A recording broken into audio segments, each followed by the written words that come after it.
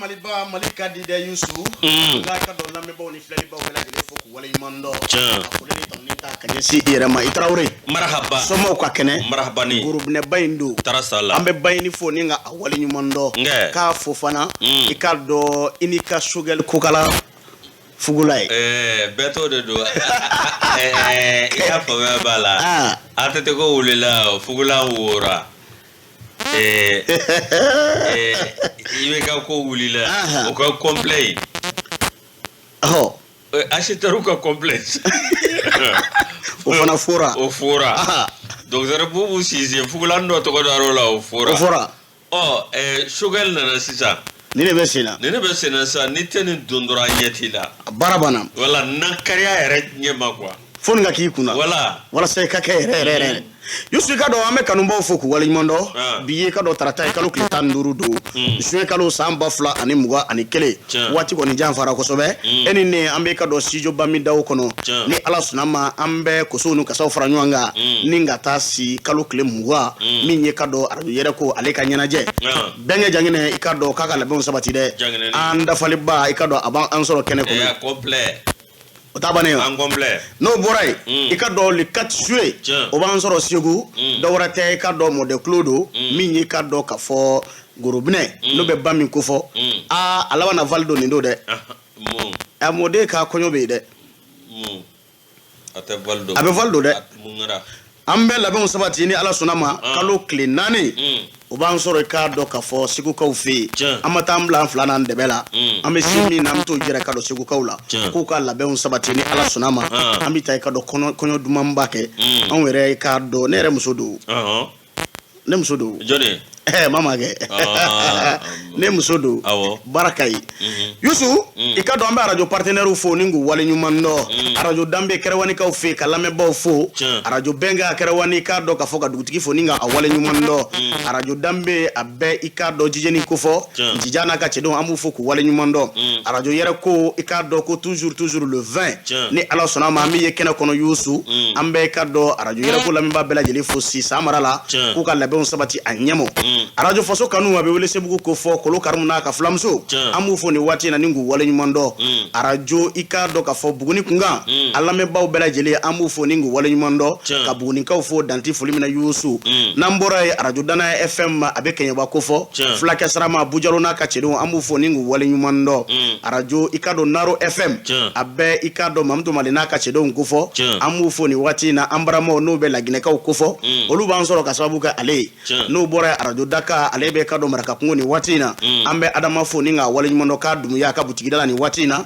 ikado danti folimina yusu radio ikado jongaga fm alame bo amu fo ku wale nyumando yelemani ka ufi ka fulini tonita ka nyese amadi danyona ka radio lame ba bela jelema abe jura ka ko fo chendugu lame bo amu fo ka timna janu ka wuli ka jola sanga ani watu bela jelela radio domba abe karan ko fo ambe karanga bela jele fo ningu wale nyumando sumana keta na ka baragala bela jele atonyo ambe ka do bela jele fo radio sola ni watina femfe kemme ka nega ko ni sogo amna amu fo ningu wale nyumando yamfu ila ka ufe ku chala ka ufe sika so ka ufe femfe be no be ka na meninga naje amu fo ningu wale nyumando radio nyeleni abe ka do sigu ko fo ma ko ne baba maiga amu fo katimina njala ba mi shimbe ayiri suma koro radio bala ni watina ambe ayre fo ninga wale nyumando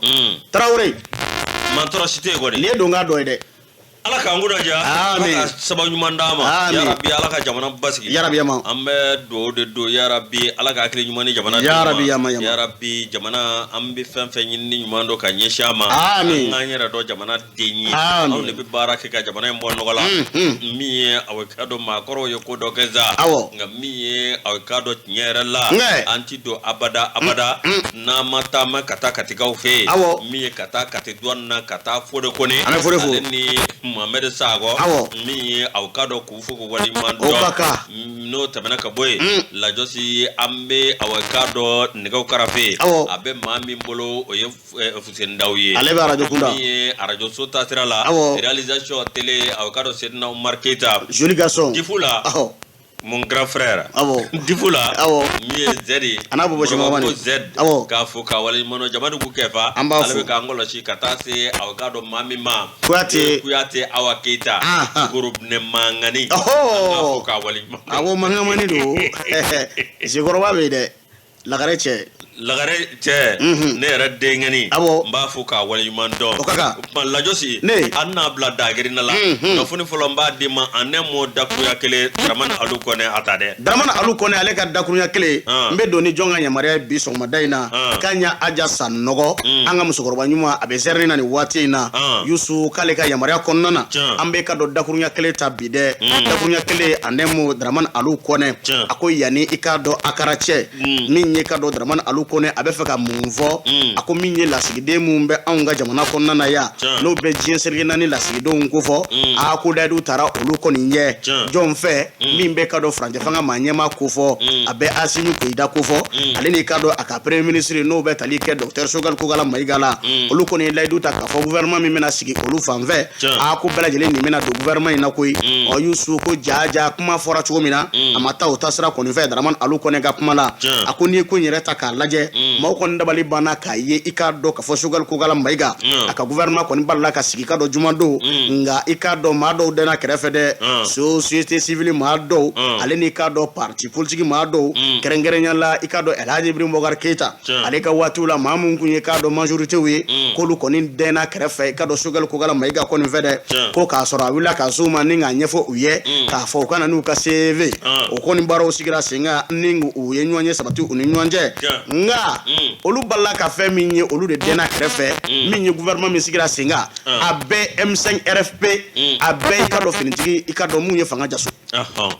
fasirikɛbaa ko nin ko in tɛna bila nin cogo in na dɛ bari sabula diɲɛ seleke naani o ɲɛma jɔn bɛ ka anw lajɛ kɛrɛnkɛrɛnya la min bɛ CEDEAO ko fɔ o ka lasigiden yɛrɛ kun nana taamana anw fɛ yan Yusu a ko min ye k'a dɔn k'a fɔ n'i ye CEDEAO yɛrɛ ta k'a lajɛ ɲɔgɔn ye dɔ u y'u sigi sen kan dɔ a kun kɔnɔna na a kɛra Akara a bɛ ka dɔn Ghana ko fɔ fasirikɛbaa ko yanni ka dɔn samedi nata cɛ n'o bɛ tali kɛ ɲɔgɔn ye bala jamanakuntigiw yɛrɛ ni ɲɔgɔn cɛ farafinna tilebiya bolo fɛ sani o sigili sen kan cɛ a Yusu ko in laban k'a bi guan dɛ bari sabula sommet dɔ bɛna sigi sen kan n'o bɛ jɛrɛba ko fɔ min bɛ i k'a dɔn k'a fɔ jamanakuntigiw ko fɔ olu kana ɲɔgɔn ye kɔni sigi sen kan n'o bɛ farafinna tilebiya bolo kɔni jamanakuntigiw ko fɔ fasirikɛbaa ko nin bɛ ka taa cogo min na k'an kana ɲɔgɔn nɛgɛ i k'a dɔn k'a fɔ falisee la dɛ bu t'a la ko transition min bɛna sigi sen kan min ye Sogɛl Kokala Mayiga n'a a ye a premier ministre ye a Yusu ko kow bɛna gan u bolo kosɛbɛ bari sabula dɔw dɛn bɛ kɛrɛfɛ k'a na yuguba donna nataw la dɛ k'a bi guan a sɛbɛkɔrɔ bi guan an k'an sigi k'a lajɛ n'a bɔra da min fɛ yanni k'a dɔn ɲɔgɔn ye cɛ samedi nata an k'an sigi k'a lajɛ ko bɛɛ bɛ se ka bɔ a kɔnɔna na dɛ lajosi ala k'an kunna diya waati ni manja bɛna ta min ye o bɔ ni sɛbɛn bilara ka taa n'olu ka n'o sɛbɛnw ma ɲa jago i b'a sɔrɔ n'o de i b'a sɔrɔ u taa sɛbɛn minnu bila ka taa olu kun ma ɲi o ma giriya a ko filɛ dɛ ne ma min faamuya an tɛ hinɛ jamana in na jamana ko tɛ bilen o jamana ko tɛ kɔni jamana ko kalo 8 ni dɔrɔn ne ma kɛ ministre a bɛ mun k'i la a bɛ kɛ cogo di kini ni wasili kɛra yan o Mali politicien a k'a fɔ ko foyi ti ka sabati gouvernement min sigira a ka ca e yɛrɛ nana sigi sa ko bɛ cogo di an ka yan bila lajosi min ye indicateur de renouveau an b'ale ta min ye parti politique minnu bɛ yen n'olu kɔni ma ye a ye k'a dɔn ni jɛkulu dɔ i n'a fɔ Dara y'a fɔ cogo min na min ye Seydou Jara ale fana kumalen don min ye a ye k'a dɔn kabini waati min na ni min ye juma don juin kalo tile 11 san 2021 min ye a ye k'a dɔn gouvernement a to a fɔra min ye a ye k'a dɔn o y'a sɔrɔ min ye maa dɔw bɛ yen olu kɛn bɛ k'u ka jabaraninw jɔsi ni ka tila k'a dɔn k'u ka min ye décodeur a wari bɛɛ lajɛlen sara k'a fɔ ka wele bila dimisogotigi ma k'a ka labɛnw sabati n tɔgɔ bilara ka taa nka n tɔgɔ bilara ka taa n ka CV taara o tuma a kɛra cogo cogo ne na ye nin ko in na min ye k'a dɔn a ko nana daminɛ Dr Sogɛl Kokala Mayiga yanni a ka min ye gouvernement ka sigi a kɔni a ye bɛɛ lajɛlen lamɛn a ni bɛɛ lajɛlen ye ɲɔgɔn ye kɛrɛnkɛrɛnnenya la a k'a dɔn jɛkulu min bɛ yen Adama PJ parena anika do minye mami be le boa kari tereta no ye avocado RPM kata se aw minye jama iber kulubali idede nunu avocado anolu mabele jele nwanyi nunu ne kembe ka jekulu sige munu mebre mbogar ke ta deme minye avocado jekulu mau anolu gale nga nwanyi mi avocado jabi nana kana boka be aywa jabi bine mi avocado to wele damne ne mi avocado nyera la mi avocado ka parti mimbe kabini sa 1991 ni olu ko ni bete dentena avocado ni fagaye fogana sebri mbogar ke tabini ma mi avocado adema korani ale ko ni mi ya abele jere julao ngale maye nse intala mi avocado mami be sebri mbogar ke ta aya fo mami ma ko avocado le petit monsieur ko cheblendara me avocado nale retlara ka buli ibrim borke tan nofe mi avocado ibrim borke akafaga bina ni avocado cheblendara mekele mi o fana kebe ka wuli ka joke mi avocado nyera la ko a sharia sosora mi avocado ko ka make gouvernement mi beni madola ko beni mado Allah ni fana ko etugo ka kunga daele de ko ka daele bela jire la jos nunu ni morbo sa dogo nunu ni janyo masa nunu ni min fiye isa kaba nunu ni Umar Baru Siribe nunu ni Anton nunu ni Nabila nunu ko folu be ka do ala why mais an fana te kuma an sigilen bɛ ka kalo an sigilen bɛ ka san 2022 kɔnɔ o de ye cɛkɛnɛ tarima va o de ye cɛkɛnɛ no te ka girin no fɛ dɛsɛ de b'o la abana lajosi ne mi aw ka dɔn ko tiɲɛ yɛrɛ la alaba aw ka dɔn min ye communauté internationale n'o ye diɲɛ maa ye olu kɔnɔna aw ka dɔn min ye olu ye fɛn min ɲini ni bɛn kun kɛra fɛn min kan mi aw ka dɔn ko tiɲɛ yɛrɛ la mi aw ka dɔn ko min ye ɲinɛ kɔni ka i ka dɔn kulu bange dɛ an fɔra ɲigi kɔ lajosi mi aw ka dɔn tiɲɛ yɛrɛ la mi aw ka dɔn jɛkulu min bɛ yen n'o ye aw ka dɔn tarawelelakaw olu funu jabala bɛ Tarawele la olu fana aw ka dɔn olu mu yɛrɛ ye a la olu bɛɛ lajɛlen ye nin kuma fɔ nka min ye aw ka dɔn min ye sagajigi jɛma ye min sagajigi jɛma a kɛra saraka ya Sogɛli y'a kɛ saraka ye ko muta kurukuri kan tabaski vient sagajigi jɛma min ye aw ka dɔn cɛbilen dara mɛ o fana aw ka dɔn ka jɛkulu fana ye nin kuma fɔ dɛ k'a fɔ ko a kɛra janfa kɛnɛ kan da ye min aw ka dɔn k'a kun yira la de nka nin bɛɛ lajɛlen la min aw maa minnu bɛ yen n'olu ye Ibrahim Boubacar Keita n'olu ni Ibrahim Boubacar Keita jɛra ka fanga kɛ ɲɔgɔn fɛ i ka dɔn olu ko olu ma ye nin ko in na ko bɛn kun kɛra min kan k'o tɛ nin ye bon ne yɛrɛ mana PPR kuma kan mɛ i b'a fɔ ko non toujours prêt pour la révolution prêt pour ninnu dɔw kɔni tiɲɛ yɛrɛ la a ye jɛ nin kɔ sa nin tɛ foyi a ye si ka kɛnɛba kɔnɔ Sudan kɛnɛ o ye jɔn bɛna se u yɛrɛ m'o fɔ i bɛ kɛ ka waati la ko yanni an k'a fɔ k'a bɛ a profiter fanga la de ko bon maliyɛn mais ne m'a dɔn maliyɛn min ɲina ka kuma kan de o ye diyagoya ye o et puis a bɛɛ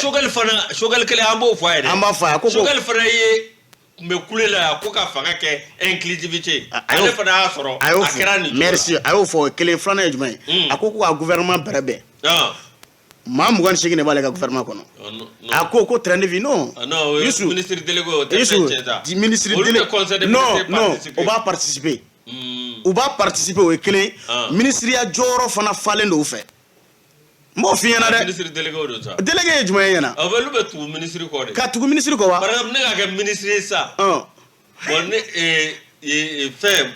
Moro Sanogo ka kɛ ne ka ministre délégué sa bon ne tɛ se ka taa yɔrɔ minnu na non mais baara tɛ kelen tuma dɔw la o a jateminɛ non a fana b'a ka fɛn kabini former a dama dɛ n b'o f'i ye dɛ a jateminɛ dɔw bɛ o ɲɛsinnen bɛ kɛnɛya ko ma ɲɔgɔn dɛmɛ b'ale ta la kɛlɛ kɛra sababu ka maa mun b'o sigiyɔrɔ la ni ka na ale b'o o tɛ Umaru ta ye Umaru yɛrɛ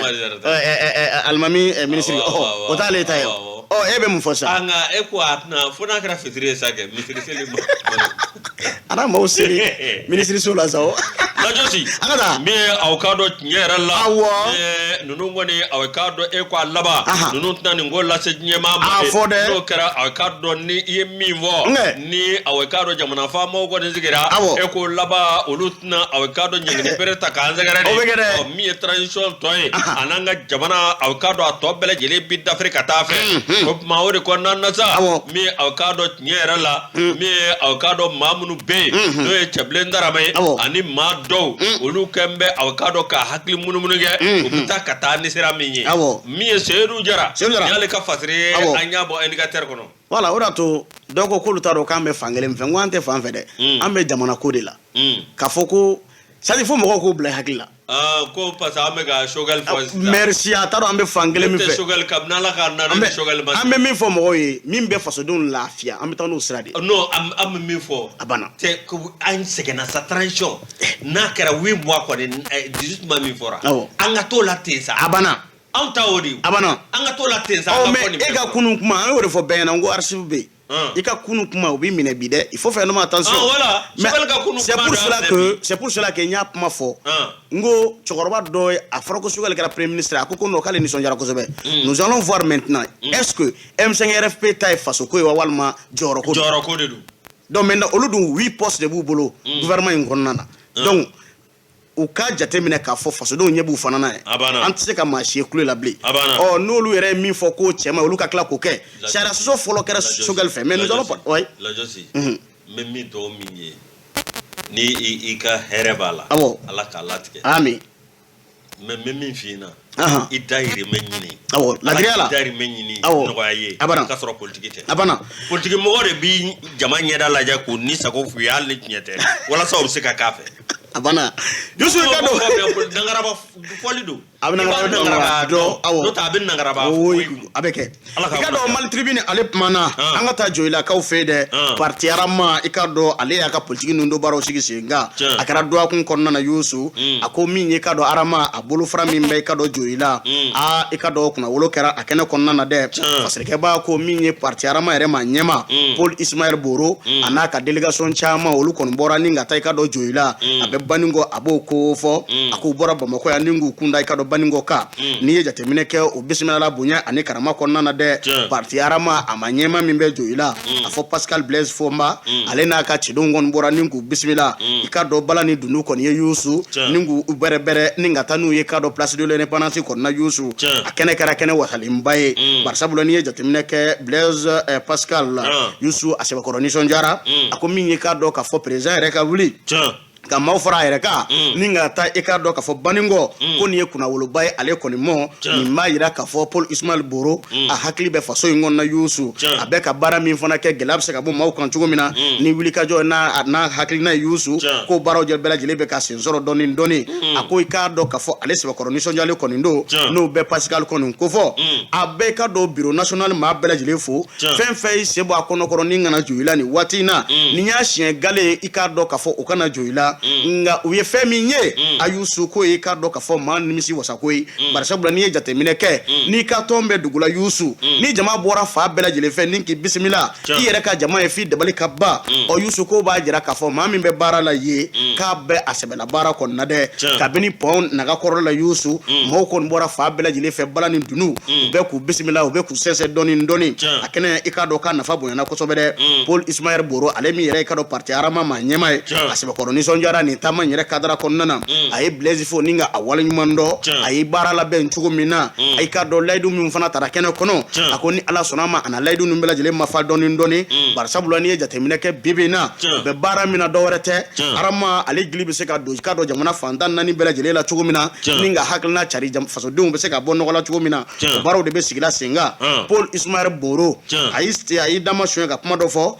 o be tali ke politiko bina kunga jamana be danga mina ako ame wati mina na fo sisa de anga fara nyuanga ninga siga fo boroda ane nyuanche jamana mbese ka bonno la chugo mina kono tena misali ta ikado ka fo lawale la jamana ikado akalungo chama ngera kui nga obenata abe ajose koninga anga ntege di nyoma alibi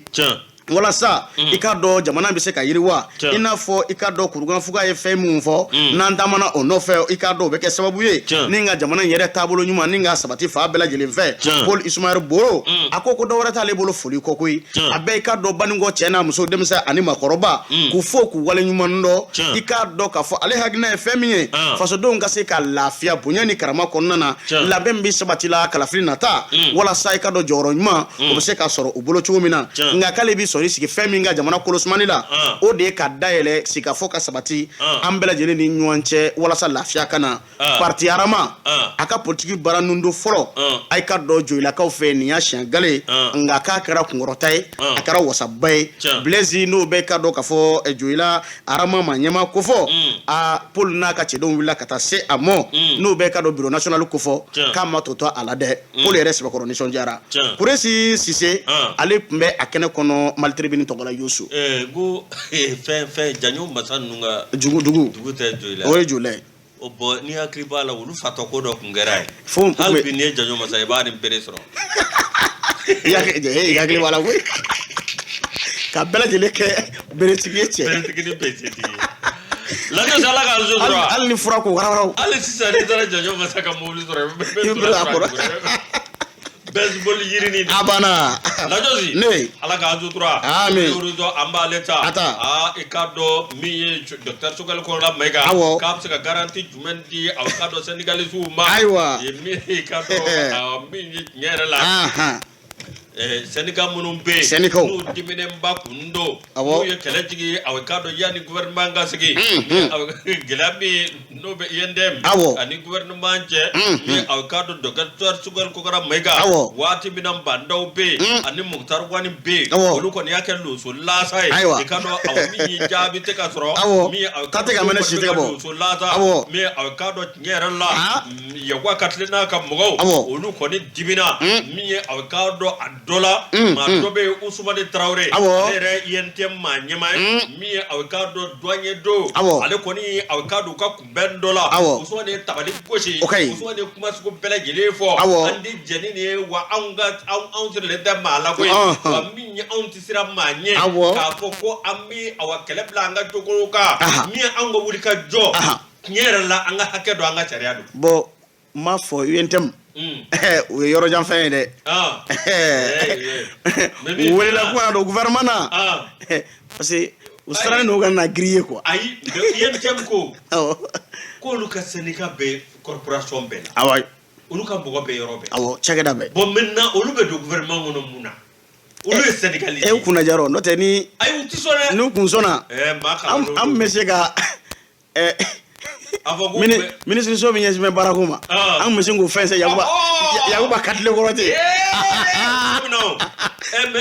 n'o kɛra ɲinini bɛ kɛ min wile muso dɔ bɛ yen ko Dedewu awɔ ale ye syndicaliste ye awɔ syndicat ɲɛmɔgɔ awɔ a donna gouvernement na mais attention piège bɛ fa bɛɛ fɛ dɛ ni Micugolo ni sen donna ja la mais maintenant est-ce que olu ka kɛlɛ kun ye jɔyɔrɔ ɲini de ye wa walima Maliko don ou bien Maliko de don n'olu ka syndicat n'a a kun jɔyɔrɔ ɲini de tun don wa yalima Dedewu ye nin ko bɛɛ lajɛlen labɛn k'a labɛn dɔɔni ka mɔgɔw n'o de fɔ ka pression kɛ walasa ka jɔyɔrɔ sɔrɔ wa ou b'a fɛ k'olu ka hakɛ de ɲini il faut faire attention avec ce gouvernement de Sogɛli la a bɛ kɛ baara ye dɛ a bɛ kɛ baara ye fɛn fɛn ye kuma ba fɔ fɛn fɛn kuma ba fɔ waati tɛmɛnenw na k'a daminɛ Sogɛli yɛrɛ la ka taa se a bɛɛ kɛra an ɲɛna dɛ a bɛɛ kɛra an ɲɛna dɛ a bɛɛ kɛra an ɲɛna dɛ Lajosi min aw ka dɔn a bɛ min ye Mugu ani Ba olu kɔni ma se ka ko ɲɛnabɔ a don INTM dimina n ye min fɔ Usumani Traore i ka dɔn cɛ gɛlɛn don ale ye pasuko bɛɛ lajɛlen fɔ i ka dɔn a ma tamaki a ma siran min ye Lajosi o de kɔnɔna na aw ka dɔn gouvernement min ye grève ye INTM kɔni y'a ɲɔngiri k'a sababu kɛ aw ka dɔn kuma ɲɔgɔn da min ye aw ka dɔn ko daminɛnen filɛ docteur Sogɛli Kɔrɔla Mayiga ale min aw ka dɔn n'ale tun b'a bɛɛ lajɛlen ɲɛdɔn n'ale tun b'a bɛɛ lajɛlen kɔn n'ale tun b'a bɛɛ lajɛlen fɔ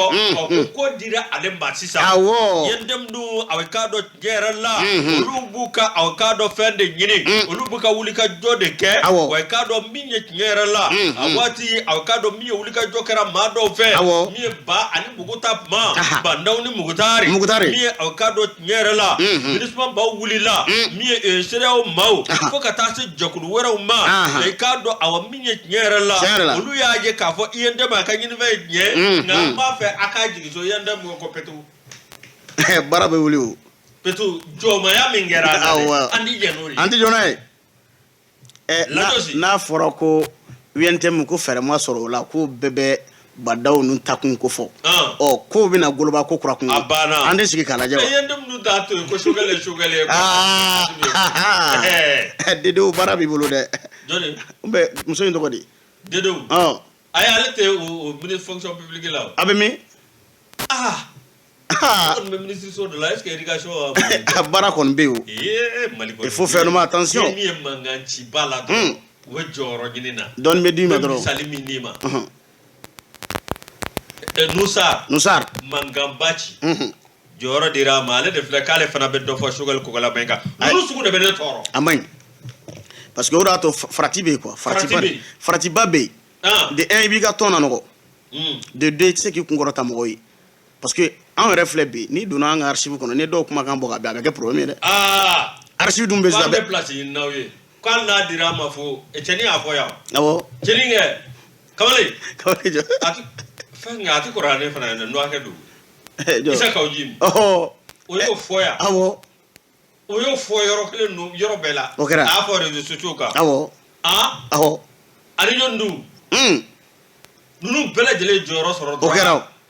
akara da baliba akara bagar to la ma ay jonum lawda joni jona minda dro o si maaji joni ko e mo si maganye joni ko e joni lawda angata la josi ne awakado yente mu kale ka kelebla ko awa asumi aywa ka awakado nyini fembla ko awakado sogale ni awakado oluka jate sigiledo waru be barakela bele girede ni awakado nyera la ni awakado sogale ko kala bega ko ala soda bi e kwa be wuli kata yentem na baden foli la wa ana le ya mo gore la courtoisie olu adara ko yo wakat lere de tabala fo ko Usman nu jakte nu ni fo nzoro esake la josi mi awkado docteur sukal ko kala mega ka do awami nyere la ko ni ma fanga kofe ani ni era na fanga la awami awkado ko ye flaye yelba awkado ani yentem unu be fole na wa awkado ale ko ne awkado fanga blo nyema bi sukal ko kala mega mi awkado mi akiji jare fatriba ka fola ka proposition concrète ke layini krengrenu mun be ke sawe ka ko inoya tuguna ako kwa ka awkado fendo fodu nu nye o be min famu ni mimbe famu ya wala sa awkado fere bele gele bisika ke mi nunu nga nyini fe absika ke sabati fe jugo mina note ali bi uka nyini fe ko kelelu de o kelelu o kelelu quoi o kelelu de mandao anga comptable no de mandauge o kelelu quoi abana ala ka muna ja ami tuguna a trawre dal ka fatire anya bo awa minye nouvelle horizon ngono ayo amita sugu konna amita douala ikado groupe commerce ablay maiga amba foka wala man amita me pharmacie la pharmacie la madame Maiga be Mariam Maiga Jalofi amba foka wala man asipirenisa la kaniva kinisa abana ko kunu gida kata commerce la kata groupe commerce la kata abla Maiga be kasoro kata ikado café Niger la kasoro kata ikado kafo maison de pain nambora mamina mi soro kata fin market la de nina market nandara mamina she ale kay ismaël ndai bois jega usu mbe fere abana njo jega usu mbe fere nge angata Mariam Tembeli amba fo ninga awale nyumondo amanyina Fatmata Tembeli ko kubi kana jeni wati na sugunungo amu fo katimina nja anuka wulika jola ikado amadamne Yusu ika do grève ko kuma ida magara la ako grève do o labene do de kasobon kolosi baw olu fana kembe ka kunga goshi ka do kalu kelen bonyongo o Yusu do warete min be tali ke ka do ka fo barabla o se ka sigisinga chugo mina ako ni jate mina ke ko ni ngele ale be ni wati ngonna de so ke ba ko min ye ka do ka fo kalu kelen muga ani kononto juin kalu ika do samba fla ani muga ani kele o kembe ka jira ka fo kuna ika do barabla ko ni ndamne o do ka sabu ke o kala yini o sabati baliya parce que ba ko kasubo kolosi baw olu bela jeli de farla nyuanga ninga ke jekulu ba kelenye lere ikado keme wolonvla ani mugambo nyongo Yusu ni ya koro ninga wala wala apiti jo kado kalu kelembo nyongo la parce que ba ko kadamne tarata do kalu kelemuga ani konondola juin kalu katabla ikado arabado la kalu kelemuga ani shegi juin kalu samba fla ani muga ani kele ukoni ye angania srika bampeu ni la yinu koni ma sabati o Yusu kuna mono boko kura kunde Yusu ninga dore fara aka kura kun kadamne tenendo kalu kele konondona utu kalu katabla tarata dona ikado ka fokalo kele wolonvla septem kalu samba fla ani muga ani kele la yini ti dore de ko mona kaminga o gouvernement ni nyuanje na tigano blakere kado kalu kele ta ani kele décembre kalu samba fla ani muga Yusu koko lawale jona konolte olu konna faro sigi singa mimbe ke sababu ye ikado ka baragaro chama ngonna Yusu ni musu wasa batena soro akonna na de barasabula olu ko nimbe ikado ka fo kala yini no fe akase ka nyenabo anyemo uye ikado wuli ka jo chama nge uni gouvernement ko ni nyanyi chama nge nga uko ni ka jatemina nuka hakilila charni ya ko ni ajira ka fo abina fo gouvernement ko ni ale sebente ikado ka fo ka sobon kolosi bawo olu kala yini sabati di kon mao o de kera sababu ye mi ye dawda kunate kateme ikado Abdoulaye Fofana fe UNDM kateme ikado ka fo ma wara no be Ousmane Sori Touré ko fo system fe Yusu minya Abdoulaye Fofana ale UNDM nunu ne farla nyuanga ninga ke jekulu ba kelen dawrate amunye kasobo ngarje unye ame gola mi ngona ambi fe agola ka banjona jona bare sabula ni jatemene ke minye kado bamba ci jugu ye minye kado ka fo zunkwale mbaw ye olu bela jele mkoloshi bawo ye amne kuyi fanfana ka kunyo ka se ka nyana bo gouvernement onu yisi ga fo kon do boloda ni nga sebe no tegeno blake Yusu na bi wele ko protocole d'accord mi tegeno blake ra kalo kleta ani kele décembre kalo samba fla ani muga o ko ni ika do ka fo oblale metri waro kono ni watina ateka seka lawole ya le dudun tara uye ka fo ko ni mbela jele bina sigi senga banga jamana fama uteka unyundo kalala ka bene akoko ni ye olu ko ni kule ka ye jumen bi ko min sigira senga na tegeno blake ra kalo kleta ani kele décembre kalo samba bafla ani mugwa ko kase ka wala wala no make olu konna fero sigi senga ninga barabla ko ninge barabla chari ko ninye mimbe ka sawu yegola chama mena ikado ka fokolo shidi kon kadara kon nana akoni jatemene ka alibi olu ye fonctionnaire ude munu be kolo shidi kon boloda sanga ani watu bela jelela nga ubena barabla mi ngoni sigi senga hal ni zo minena awati la kuluto barabla la ubu bla yoro wera no tatse ka dabla olu fi mami mana bana fonika bananda ka jugu abi fo mi mako urgence no telu bolote ma atigila ko Yusu ni ngoni nye barabla ye ka farolu na nyona chama ngoni nga mi mbega sabu ye kanani ka do tunturuma chama nye okolu ko ni ngani yaka ni watina ubanyi ni gouvernement fe do rata koy ko mona ka minga ka se ka kla okaka wala sa oluka la yini ka se ka sabati tigano blamingera na kara kalu klita ani kele décembre kalo samba fla ani muga no ma waleya a barabla ngon mi fara barabla de ka kalu kele obe mono boninga ada no be damne kalo kele muga ani konontona juin kalo samba fla ani muga ani kele katabla arabado kalo kele muga ani shegi juin kalo samba fla ani muga ani kele ni la yini ma sabati alibi obe tabale gosuko kun kalo kile kononto tenendo utu kalo samba fla ani muga ani kele katabla ikado ka fo tarata dona kalo kile wolonvla septembre kalo samba fla ani muga ani kele ni la yinu ma sabati au bela jele konna una barabla chari koni boloda folu ka la yinu koni nga sabati akoni mata ni chungo ngoni na agola bina ye ikado fa bela jele mfa ko barisabulo kembe ku tege di nyoma chekulu saba fara le do nyanga jekulu baw mimbe ka sababu yo ka nyini fon ka se ka sabati ka damene ka do ka fo secrétaire général la no be ikado lieutenant Dauda Konate ko fo ka teme ikado ka fo lieutenant colonel Abdoulaye Fofana fe na lebe UNDM na Yusu fo ka ta se ikado lieutenant ikado ka fo osu lieutenant colonel Ousmane Sori Touré fana fe système na Yusu nunu ne ufanga ke kelenye olu muye ka so bon koloshi bawe no be ka do zunkwalo bamba ci jugu olu koloshi n'olu ka laɲiniw ma sabati Yusu ko baarabila kɔni de bɛ fara baarabila kɔni nka o sigi mɛ ka kow kɔni lajɛ Sogɛl a tɛ misijugu ta biɲɛ ma joona n'i bɛ min kɛ kɛnɛma n'i yɛrɛ donna gouvernement na mɔgɔw b'o ɲɔgɔnna kɛlɛ dɛ mɔgɔw b'o ɲɔgɔnna kɛlɛ dɛ o don dɛ Ala k'an kunna diya Adama Jabate indicateur du renouveau kɔnɔna na Lajo si Ala k'an kunna diya indépendant an b'ale ta fédération malienne de football i k'a dɔn a ko gɛlɛyalen don koyi min ye ko do ko harcèlement sexuel systémique min aw k'a dɔn ko yalima aw k'a dɔn dɔ na kɛ ka ko dɔ kɛ muso dɔ la min bɛ tali kɛ aw k'a dɔn cɛnimusoya sira fɛ yalima i k'a dɔn aw min ye ka nɛni jogo yalima kuma jogo yalima i k'a dɔn ka magamagali k'a la yalima i k'a dɔn ka n b'i fɛ jagoyalaba k'o kuma sugudon dɔw fɔ aw ye o bangan o de wulilen don min ye aw k'a dɔn o taara ka taa se fo FIBA i bɛ FIBA dɔn wa o ye fédération internationale de basketball olu kɔni aw k'a dɔn tiɲɛ yɛrɛ la bi o filɛ nin ye aw k'a dɔn ka maa dɔw bɛ yen entraîneur malien 2 basketball la ani aw k'a dɔn bureau fédéral maa dɔ i k'a dɔn tiɲɛ yɛrɛ la maa wɛrɛ gwangwan sɔrɔ nin na n'o ye Amani Ɲang ye Amani Ɲang ale yɛrɛ FIBA maa ɲɛmaa ye a tiɲɛ yɛrɛ la an ka Aruna Moribo Ture fo ministre des sports kɔrɔ don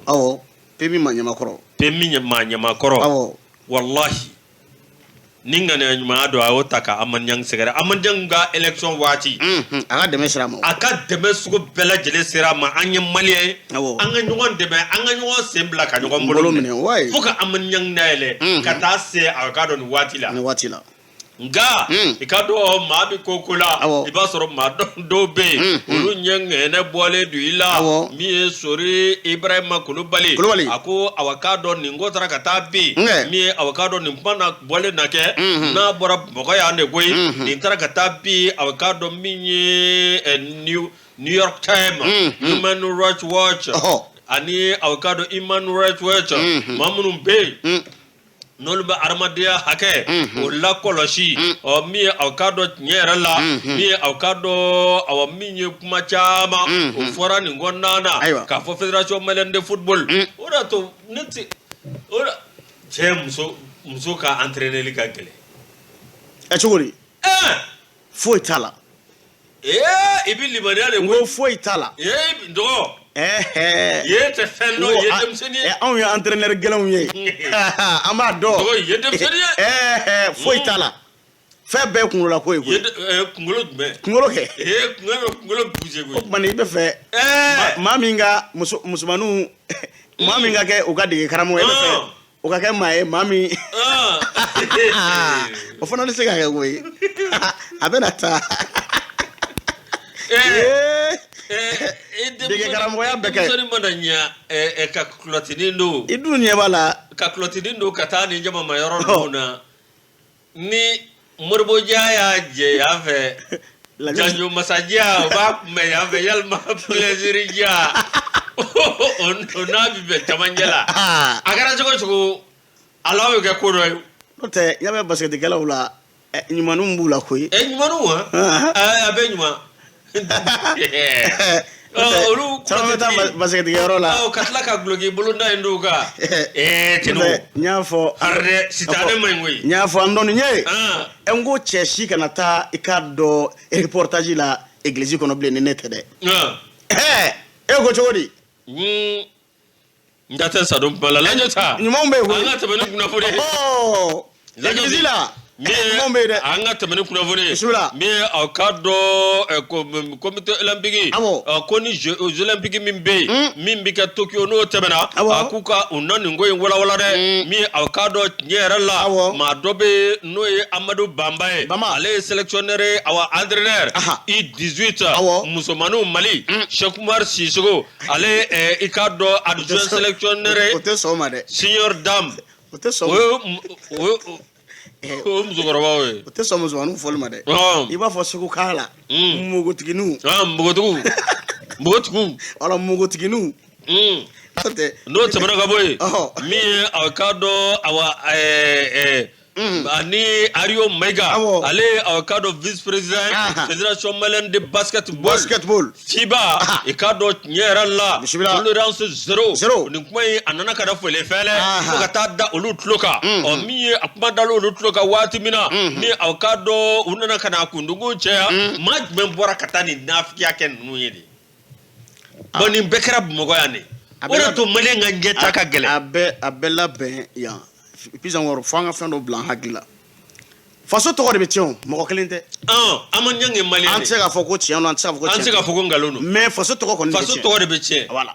figo blanc hakila e kele na fa kote ni harcèlement ngoni o bi famia e na tara Europe ali anere fe anno e kamalo nuni mbogoti no amunu musotu ko an tala de awo musogano ni chegana munu mbe tulonga nunga yoko ka mana kanu fo yoko chere bo musogo beke harcèlement ora to ne tipma ma fe yaw mbogoti ni ibi sebella ti fa vie igele ka fe do ko tala fo direction ye ko zakari fo ma yana ko isu krawati harcelé atafu ko isu ko tondo isu ko ye harcelé ko tondo o mingara sa aman nyang mala drido ma fabiale do e kado akopa alebi wolanse be ko ni segasgali kake abuna ko ka bonjona opa akado ale platika to folo ni ayera kale ndo bala abana nale notala abana o de kay même do be kamale de be kase joro do la angar na murbo ture fogo angafu aman nyanga election na wulika joke mali dondo ba nyini oluka effort we para minge katla ko doubt ngoro ko mais ngo fédération malienne de foot basketball président ngo falo awo président ka to nyum wala ko muna e bebsi ka bo kalama e demsuru ngam mana konu amar jang miti dado la muna ne ko ni sada do ti bawga barga bani ya kola nimbugot ko ni betla kata e je dado malani to dun te toléré tamani fatri yusu kado ene pana ale mamme ale bi ako nyina iji ka bora mokoi minye kado maganga wera de manuka iji koni nge ka fuko ma wera be bo jamana wera la ningata iji bara ko ni shigisinga yusu ku yo bo amokoi ka sabu ke kado coronavirus bana yusu sam ba fulani mwangara chum ni masika ta iji refugio be ko waru fara ngonga anga to di refugio ma no oni iji ta baraji be kili kini tara iji sendanu mi tara iji la ibe kai mo ko krokura abe renaissance bo ko tala ala de ala tike ko coronavirus bi bali ni masekata ango waru faranywanga anga to di refugee numa ube falaje ya grabali anva ube centre mabli la ube yoro warawla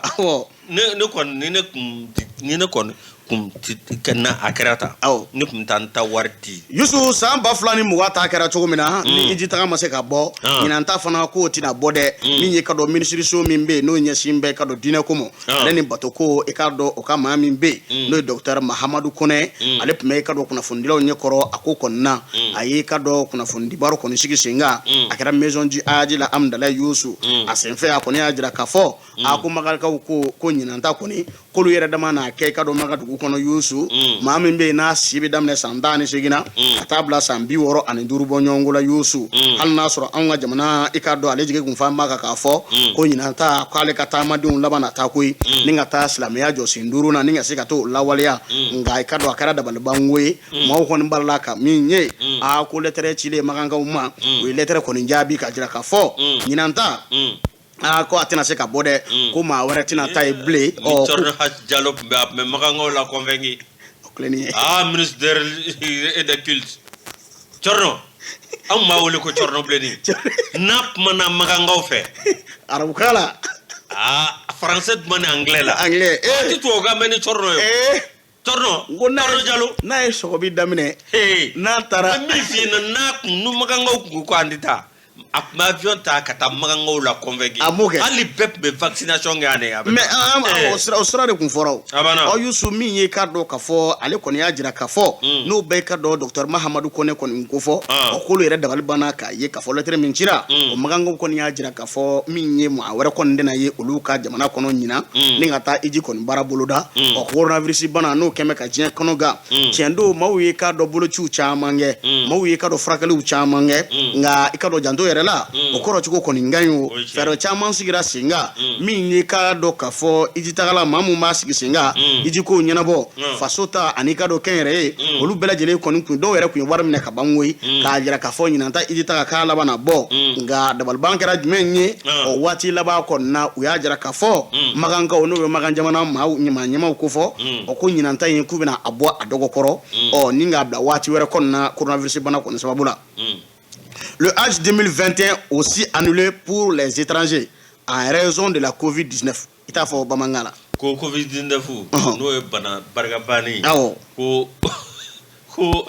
de ko ni gara sabu ye o kara sabu ma tita iji la nyina kerengere non jamana wara maw no te muga ngowere baake ho jamana wara maw nga fo ka daga ne no nga ko ni be baro bitu sina o ni mami ko ni ba do ka fe be se ka tika iji baro nyana bo no be talike ku gishe iniki ko be alibi o akunyo nyana boli kamo iji sabatili kamo nga nyina ta ko ni o ko ni bora adogo koro ko ni flo yusu wati se ba koro corona la je si ne ko ne ra kon ne ak ngarata ne pumeta nta ti refugee ma hal na ku ne ma fo ton flas ni be fe ore o baraji kana jona mo o fie ni warbi ku ayusu kanata koko kanata bako kligan fela jate mina dumuni ga wati jate mina dure kata docteur Soula dumuni ko be bi de dumuni ko be ani ananga docteur Sodo bi voilà matema be ni war keneku ne be matla même singa ta alam de ta matla ke be flasa katla docteur So ni nyoja matla korom numbe ko lu be ubembe me alam ne ka odi javel yebe odi javel kelena ibe odi javel avec l'enfant awa akar map me odi javel ni negrit lam fo malik sara nte sara jalo koy ala ka inala no to odi javel ni binegri map me malibo ola fena lanina la josi ala ka nguna jambe communiquer communiqué mi ko katige tombola fere mi akado jekulu barakero mimbe no EAT o kuba feka madouta mamunu akado no beta awamiye tombola kata di tike kata di awadaninda kata afere daninda opma awakado miye nyera la awakado lubo manyini kama sugandi entreprise Aruna Traoré opma ko asaraye wata ani fly kalula o dongo do ika déplacement o ye kema fly ni ba fika kuna foni jonjon toro bituka bureau la EAT bureau la AC 2000 la aflani APEJ o siège kerefe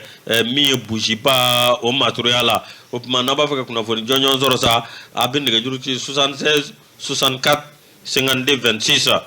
44 39 21 54 ale bi otomola kele ojuru no fe yusu akominye ika do ka fotomola jigia so o koni baro olu sigira senga akala flu bena nambora e ambe mamtu fo ka wale nyumando ka sumaro ika do radio voix de jeune nanya ale fo mamina ambe foli di sigida yele manyema ma Abdou Coulibaly amba foni wati na ninga awale nyumando ka foli di Aidara mo ale bi kana me eni wati na no yusu Aidara ko fo masiki ka belebele amba fo ka awale nyumando ambassadeur ale na furumuso na nasisi PCFM na manyina Amadou Sissoko no be MC4 ambe tonton Seydou Elvitasila ko aka foli belebele fie la josi ambe Ousmane Sangare amba fo ka mi sa gouverneur ka mi procureur mimbe fana ambe fana procureur amba fo ka wali mbando ka fo la se ka gouvernement ma Moussa Bala Soumaré Mar Soumaré angale fo douane na kati mi fo de kone ka foli aneta ni ko la se sanga ani Victorien